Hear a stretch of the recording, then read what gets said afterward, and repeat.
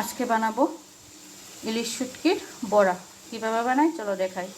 এখানে রসুন আর পেঁয়াজ কুচি করে নিয়েছি, এগুলো এবার এটাতে নিয়ে নেব।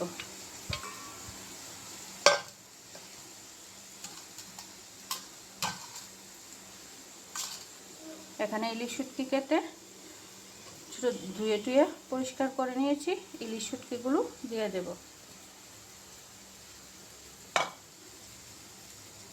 আর কি দেখাচ্ছি,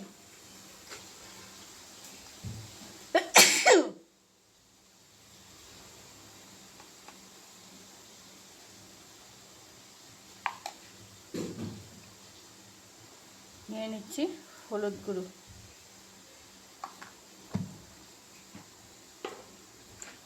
দিয়ে দেব সরিষার তেল,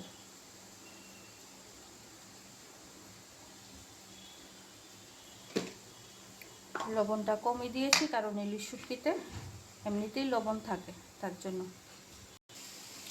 আর দিয়ে দেব শুকনো মরিচ বাটা,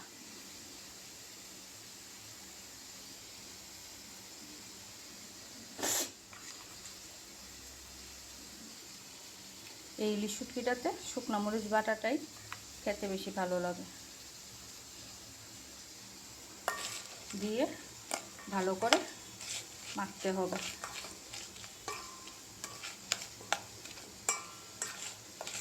তারপর কীভাবে বানাচ্ছি অবশ্যই দেখাচ্ছি।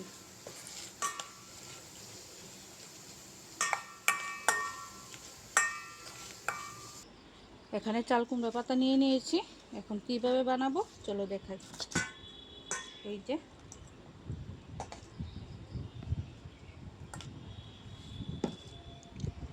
ইলিশ শুটকি, পেঁয়াজ সব কিছু এখানে দিয়ে দিচ্ছি।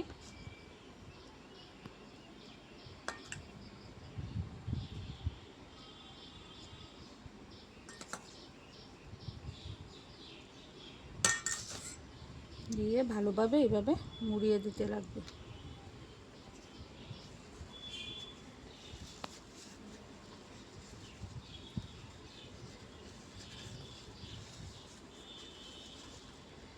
এই যে এইভাবে সুতা দিয়ে বেঁধে দিলে আর খোলার চান্স থাকে না।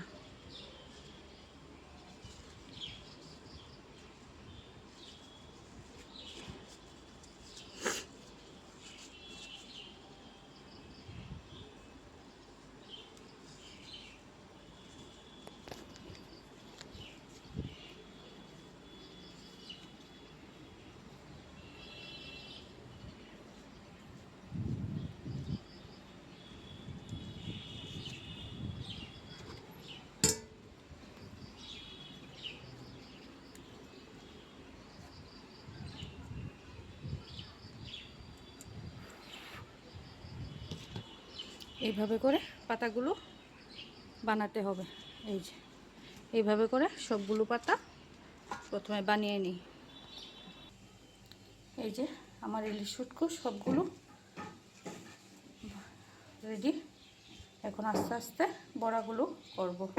এখানে কয়টা বড়া করছি দেখি কে কে বলতে পারো। এখানে কড়াই বসিয়ে দিয়েছি, কড়াই গরম হয়ে গেছে, এখন দিয়ে দেব সরষের তেল। সরষের তেলটা অল্প করে দিয়েছি। কড়াইতে সরষের তেল অল্প করে দিতে লাগবে। এই যে এখন আস্তে আস্তে এইভাবে বড়াগুলো দিয়ে দেব।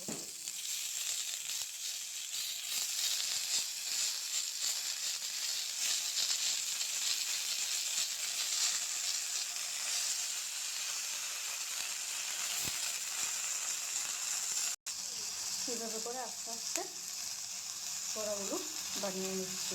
সেভাবেই ইলিশ শুটকি বড়া খেতে হয়।